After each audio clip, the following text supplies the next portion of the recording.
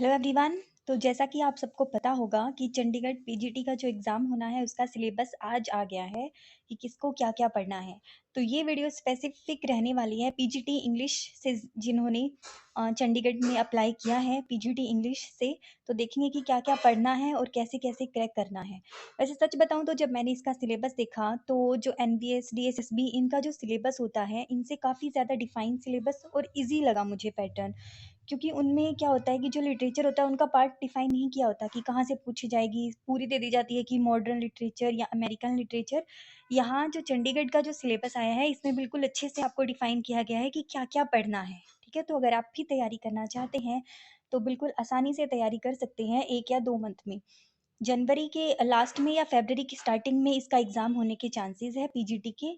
तो PGT English में क्या-क्या आएगा, पूरा सिलेबस, पूरा पैटर्न हम जानेंगे इस वीडियो में, ठीक है? और अगर आपको तैयारी करनी है तो आप मेरे साथ बिल्कुल ईज़िली तैयारी कर सकते हो। बिल्कुल अच्छे से हम पॉइंट टू पॉइंट स्टार्ट करने वाले हैं तैयारी, ठीक है? तो सबसे पहले हम पेपर के पैटर्न को देखते हैं कि क्या-क्या रहने वाला है। चैनल को सब्सक्राइब ज़रूर करिएगा। अगर आप भी एक डेफ़िनिट ऑर्डर में प्रॉपर तैयारी करना चाहते हैं तो सबसे पहले तो जो हमारा एग्ज़ाम है वो 2.5 घंटे का होने वाला है। हमें 2 आवर और 30 मिनट्स इसके लिए मिलेंगे और 150 क्वेश्चंस इसके लिए पूछे जाएँगे, ठीक है? 150 क्वेश्चंस और 2.5 घंटे हमें टाइम मिलेगा, ठीक है? और 150 क्वेश्चन 150 मार्क्स के ही रहेंगे और 0.25 नेगेटिव मार्किंग रहेगी। ये सब तो हमें पहले से ही पता है। 2.5 घंटे का पेपर है, 150 मार्क्स का पेपर है, नेगेटिव मार्किंग है और क्वालीफाई करने के लिए हमें 40% मार्क्स लेने हैं, ठीक है? तो ये क्राइटेरिया है पूरा। हमें पता है कि ऑब्जेक्टिव टाइप क्वेश्चन ही आएँगे और डिफ़िकल्टी लेवल इन्होंने दिया है कि क्लास 10th तक का आएगा, ठीक है? ठीक है। और जिसमें से हमसे 100 क्वेश्चंस हमारे सब्जेक्ट के पूछे जाएँगे, यानी अगर इंग्लिश से देना है तो 100 क्वेश्चन इंग्लिश के पूछे जाएँगे और 100 मिनट्स हमें उसको करने में मिलेंगी और जो 50 क्वेश्चंस है वो बाकी अर्थमेटिकल और आईसीटी, जो जीए का जो पार्ट है, करंट अफेयर्स, हिंदी और इंग्लिश, इन पार्ट से 50 क्वेश्चंस आएँगे और 100 क्वेश्चंस हमारे जो हमने पढ़ा है पीजीटी सब्जेक्ट इंग्लिश उससे आएँगे। ठीक है? तो ये एक बारी ब्रीफली था। अब हम सिलेबस देख लेते हैं क्या-क्या है। सबसे पहले जो हमारा सब्जेक्ट स्पेसिफिक सिलेबस डिफाइन किया गया है, उसमें लिटरेचर में देखो सारी चीज़ें डिफाइन कर दी गई है कि पोएट्री किन-किन से पूछी जाएँगी। ये जो रोमांटिक पोएट्स हैं, William Wordsworth, John Keats, saint Coleridge, T S Eliot, John Milton और पीबी शेले और कमला दास। कमला दास ये मॉडर्न लिटरेचर से आती हैं, तो इनकी पोएट्री हमको करनी है, बिल्कुल डीपली करेंगे, इनके क्वेश्चंस भी करेंगे। उसके बाद ड्रामा में देखो विलियम शेक्सपियर से तो ऐसा कोई एग्ज़ाम नहीं हुआ जहाँ से क्वेश्चन ना आया हो, तो विलियम शेक्सपियर तो इम्पोर्टेंट है। उसके बाद जीबी शाह जो है और माइकल क्रिस्टोफर हैं, इनका हमें ड्रामा पढ़ने हैं, ठीक है? तो इन्होंने डिफाइन कर दिया कि ड्रामा सिर्फ हमें 3 ही पढ़ने हैं, ठीक है? उसके बाद फिक्शन है, ये देखो ये काफ़ी ईज़ी सी चीज़ें हैं, बिल्कुल 2-3 दिन में हो जाती है। चार्ल्स डिकेंस, आर के नारायण, ये सारी चीज़ें। और उसके बाद लिटरेरी क्रिटिसिज्म में William Wordsworth, T S Eliot, Matthew Arnold. और अमेरिकन लिटरेचर पढ़नी है थोड़ी बहुत और 2-3 है ये नियो क्लासिज्म के हैं। जो 2 ही इन्होंने दिया है, हेनरी फील्डिंग और सैमुअल जॉनसन्स। तो काफ़ी ज़्यादा ईज़ी है ये, बिल्कुल। लिटरेचर में सिर्फ हमें इतना ही पढ़ना है और उसके बाद 11th-12th की बुक पढ़नी है, ठीक है?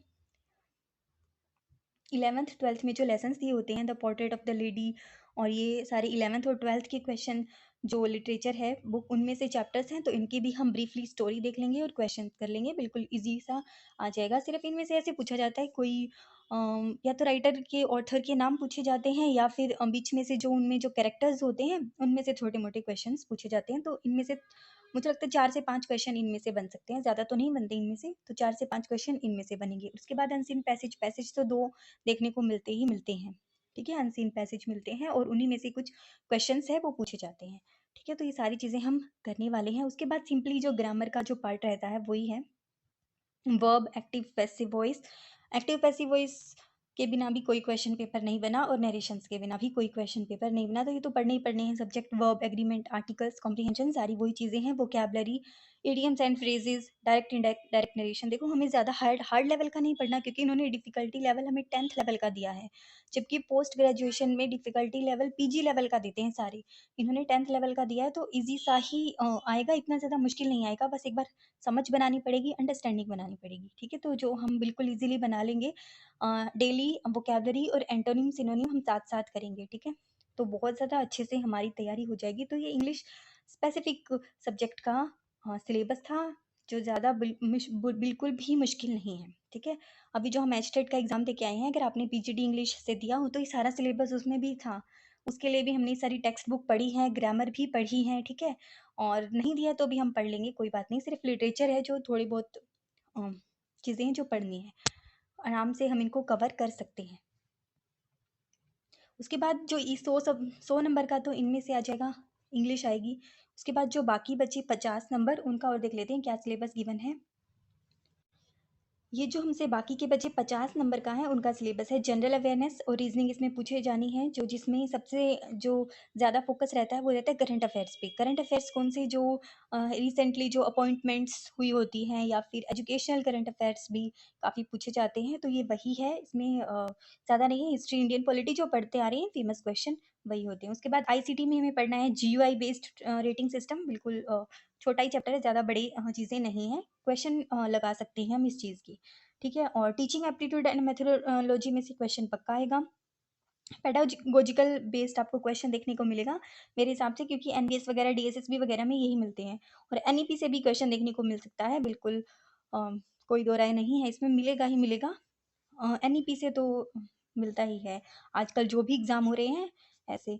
तो ज़्यादा मुश्किल मुझे सिलेबस नहीं लगा, बिल्कुल वही है। जो डिजिटल मोड्स आए हैं, दीक्षा, स्वयं, जो केवीएस में भी आए थे, इस पे क्वेश्चन केवीएस ने भी काफ़ी ज़्यादा ध्यान दिया था, दीक्षा वगैरह पे, स्वयं प्रभा पे और आईसीटी बेस्ड जो टीचिंग है। बट नॉर्मल क्वेश्चन आते हैं, देखने के लिए डर लग रहा है इन वर्ड देख के, बट ऐसा कुछ नहीं होता, नॉर्मल क्वेश्चन आते हैं। उसके बाद अर्थमेटिकल में वही चीज़ें हैं, ज्योमेट्री वगैरह, सीरीज कंप्लीशन, नॉर्मल और 10th लेवल तक की है, ठीक है। और हिंदी इंग्लिश तो हमारी वैसे भी इंग्लिश तो वैसे ही कवर हो जाएगी, और हिंदी भी ज़्यादा इजी ही रहती है, ज़्यादा मुश्किल नहीं, 2-3 क्वेश्चन देखने को मिलेंगे,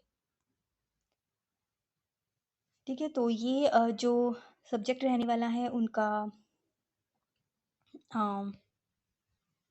सब्जेक्ट के अलावा जो बाकी रहने वाला है 50 नंबर का, उसका ये सिलेबस है, ठीक है। जिसमें हम टीचिंग एप्टीट्यूड तो बिल्कुल अच्छे से ही कवर करेंगे, और इंग्लिश हमारी साथ साथ में कवर हो ही जाएगी जब हम सब्जेक्ट की करेंगे तो, ठीक है। तो ज़्यादा मुश्किल सिलेबस नहीं लगा, देख के डरना नहीं है। और कई लोग सोचते हैं कि कम वैकेंसी है तो तैयारी करें या ना करें। हमें हमेशा यही सोच के तैयारी करनी होती है कि यार हमें तो एक ही सीट चाहिए ना, हमें तो एक ही चाहिए, चाहे कितनी वैकेंसीज हो, हमें सिर्फ एक ही चाहिए। तो ऐसा सोचिए, अगर आप तैयारी करोगे तो बहुत ज़्यादा मोटिवेशन मिलेगा और बहुत ज़्यादा हेल्प होगी माइंड में, ठीक है। तो मिलते हैं नेक्स्ट वीडियो में, चैनल को सब्सक्राइब और लाइक कर लीजिएगा, फुल तैयारी करेंगे।